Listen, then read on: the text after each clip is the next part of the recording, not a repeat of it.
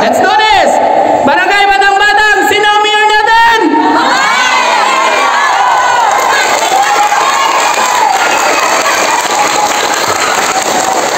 Alright, thank you so much. Ingat po tayo sa ating pag-uwi. God bless po, Barangay Batang-Batang. Sa LGU. Ang Nara po ay isang LGU. Munisipyo kasi ang Nara. Ang Quezon City, isa ring LGU kasi syudad siya. Ano ang naging karanasan ni Atty. Sweet sa pamamalakad ng LGU? Ako po ay naging Chief of Staff ng Quezon City, Liga ng mga Barangay. Ang hinawakan ko po, 142 barangays.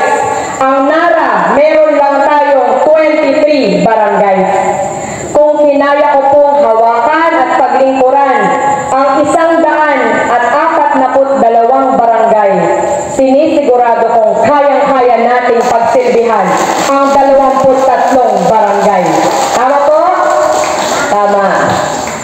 Kaya sabi ko sa inyo tulungan niyo akong gumawa ng kasaysayan sa Nara.